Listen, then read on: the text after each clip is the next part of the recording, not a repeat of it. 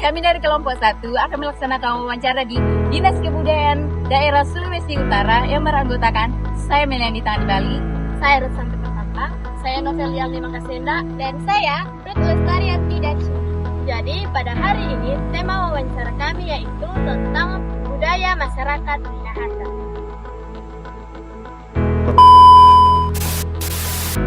Terima kasih atas sudah meluangkan waktu kepada kami dan masih sekolah universitas akan ada yang akan kami jelaskan mengenai kesulitan dan menurut Ibu apa yang dimaksud dengan sikap kesulitan dalam kehidupan masyarakat? Kalau bicara tentang kepasifiskan, berarti itu bicara tentang biografis. Kalau yang ingin saya jawab ini, karena temanya apa tadi temanya? Tadi saya sudah jelaskan bicara tentang kepasifiskan, berarti itu bicara tentang biografis. Ada masyarakat yang ada tinggal di lingkungan atau di sekitar masyarakat Minahasa atau di sekitar negara Indonesia lah, di sekitar Nusantara, luar daripada negeri kita yang tercinta ini, Nusantara. Berarti apakah itu sikapnya itu mempengaruhi enggak masyarakat yang ada di Minahasa atau budaya yang sangat mempengaruhi? Jadi kita tahu bersama bahwa masyarakat yang ada di Minahasa ini itu juga dalam hal spiritual, dalam hal ekonomi juga itu sangat mempengaruhi.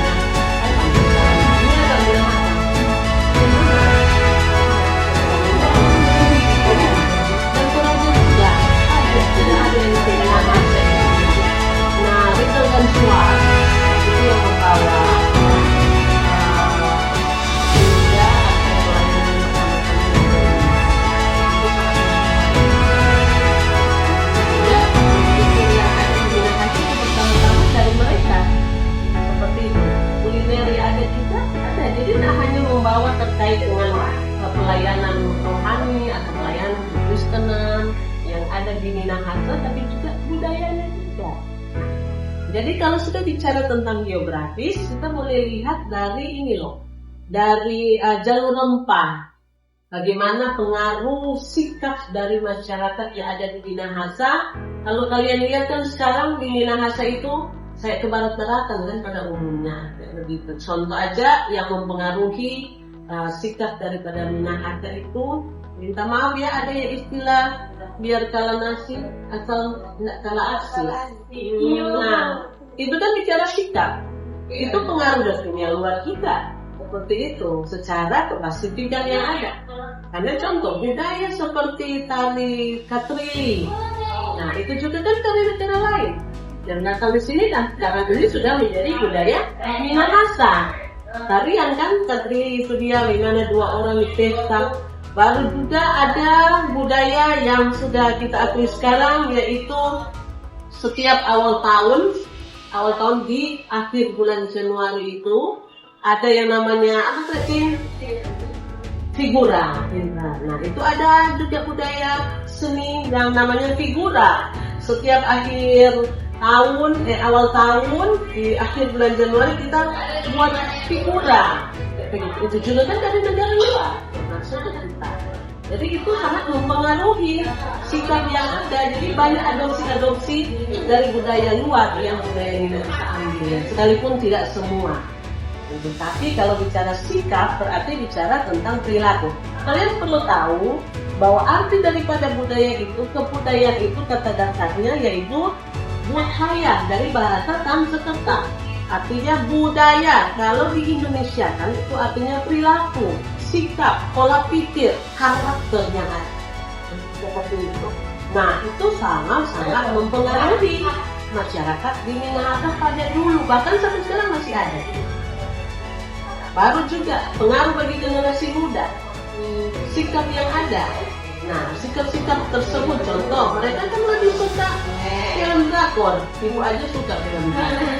Tapi sekali-sekali nonton ya, dari melolo. Nonton juga. Nah, tapi tanpa kita sadari hal-hal yang dari luar begitu itu sangat mempengaruhi sikap.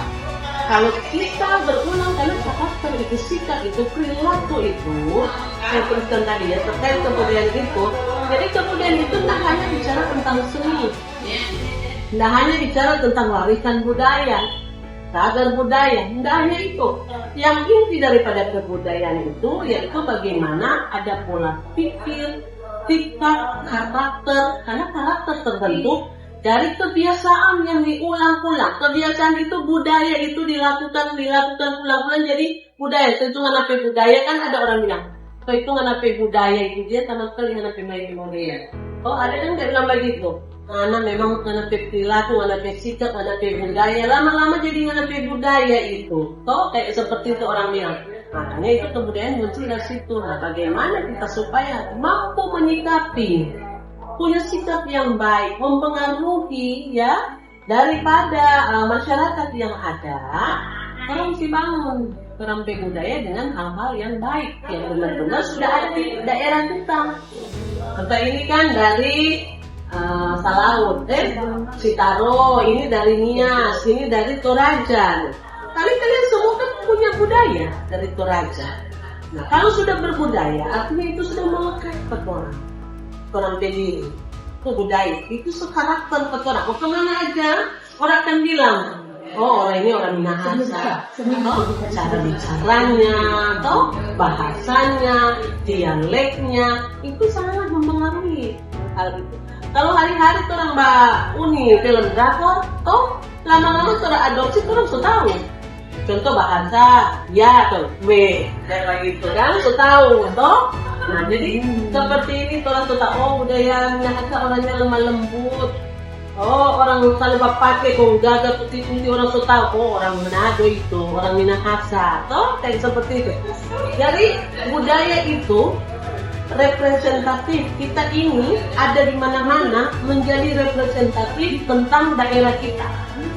Biar Anda ada di Manado, di Minahasa atau apapun, tapi pasti akan muncul sewaktu-waktu budaya Torajamu. Jadi sekali lagi saya sampaikan, bicara budaya tidak hanya bicara tentang seni ya, tapi bicara tentang karakter.